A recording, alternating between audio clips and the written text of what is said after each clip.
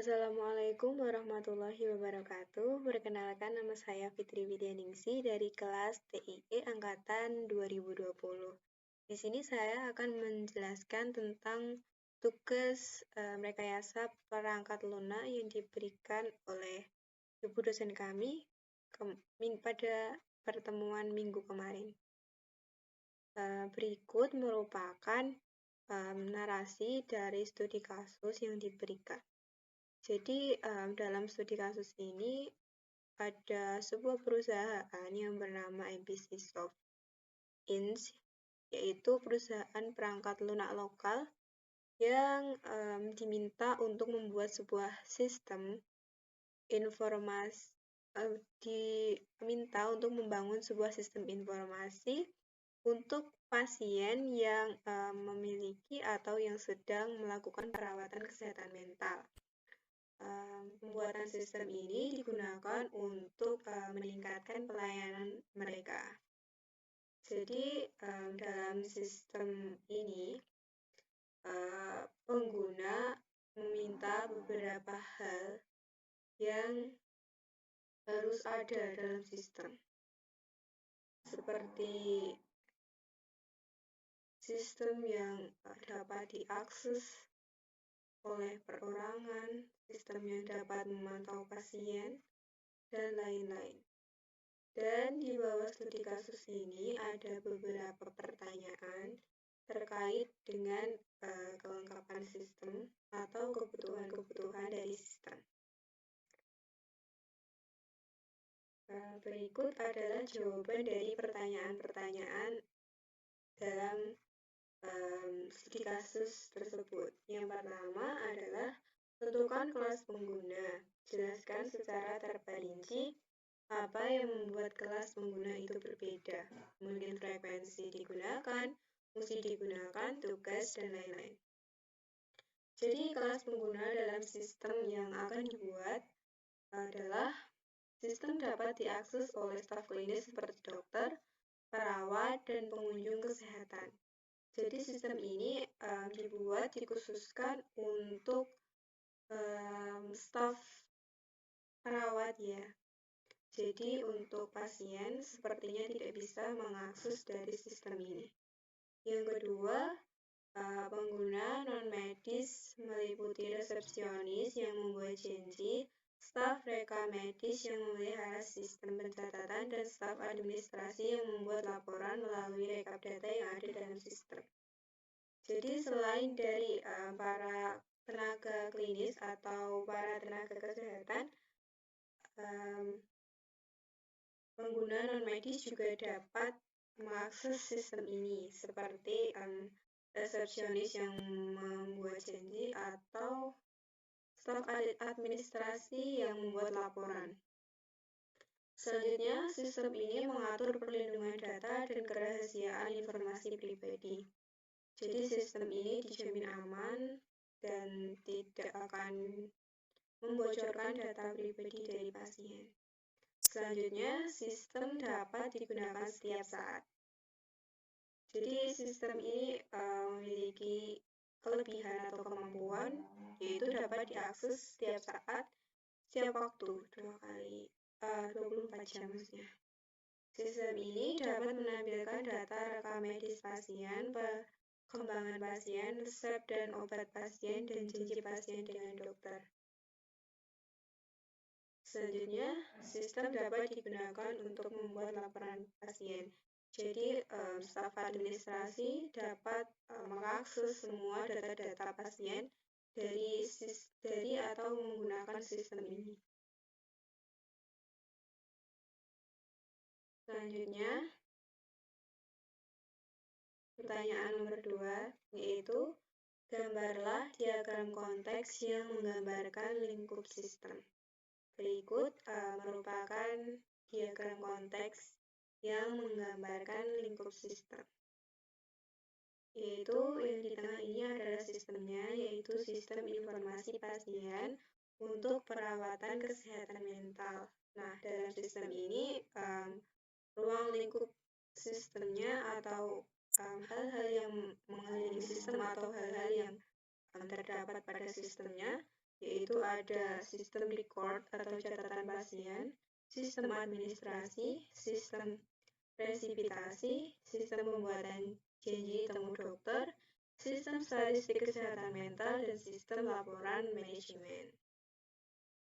Selanjutnya, soal yang ketiga. Berdasarkan pengalaman Anda, temukan 20 persyaratan pengguna yang diekstrak dari resume di atas.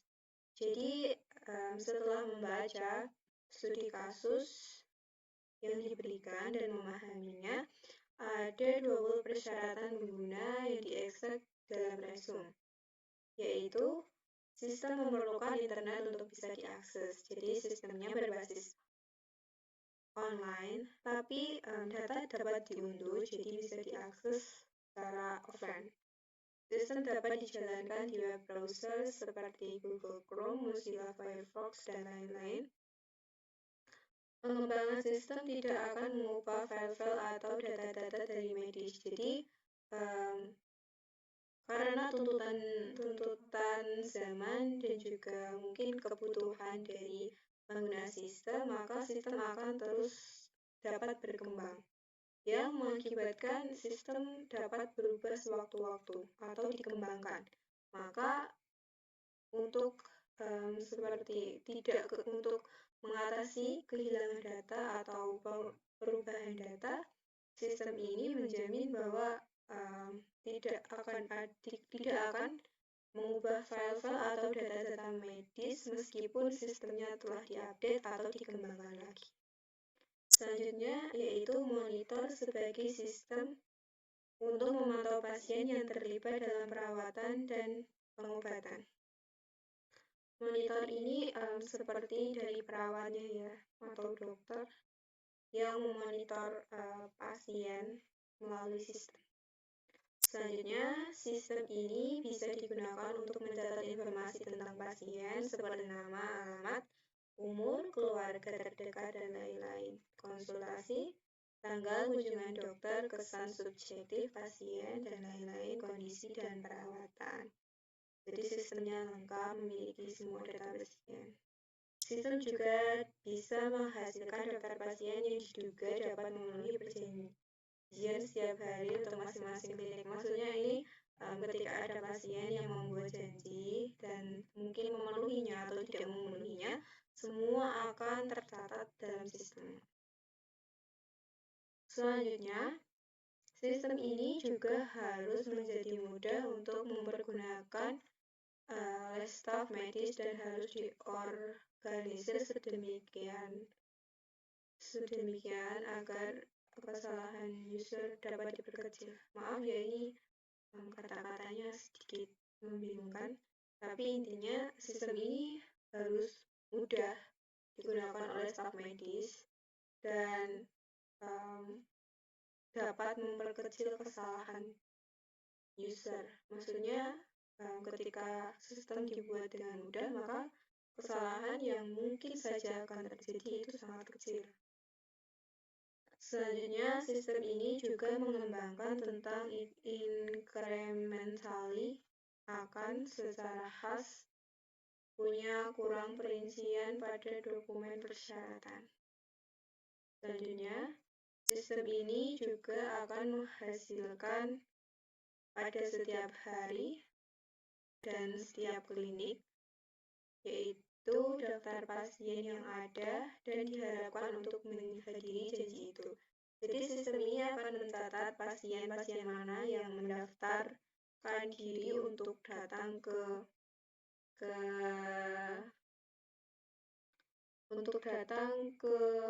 klinik, dan sistem juga mencatat apakah pasien hadir atau tidak pada janji tersebut. Selanjutnya, setiap anggota yang akan menggunakan sistem harus dapat diidentifikasi secara unik dengan keanggotaannya atau menggunakan 8 digit nomor identitasnya. Sistem ini juga dapat menghasilkan laporan manajemen bulanan yang menunjukkan jumlah pasien yang dirawat di setiap klinik, jumlah pasien yang telah masuk dan meninggalkan sistem perawatan.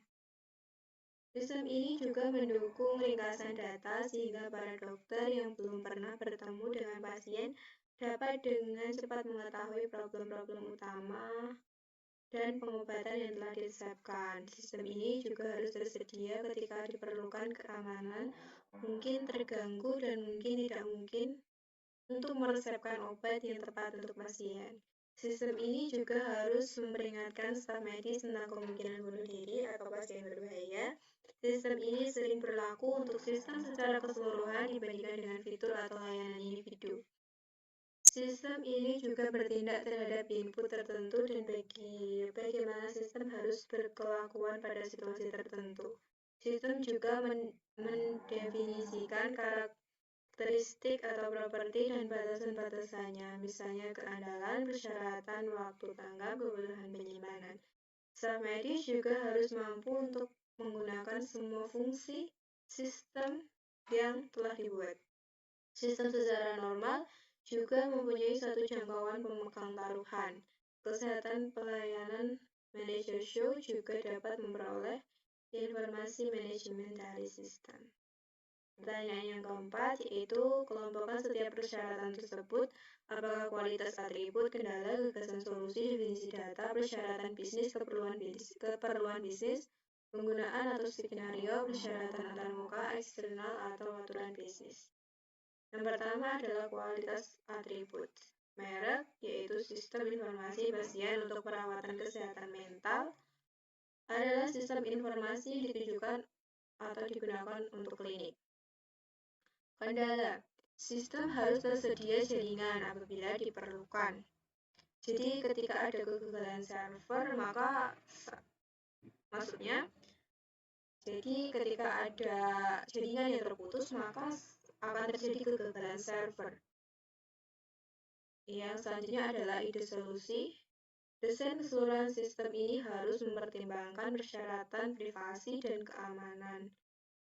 Sistem juga harus memiliki banyak salinan data karena dikhawatirkan jika ada gangguan server akan hilang semua. Definisi data.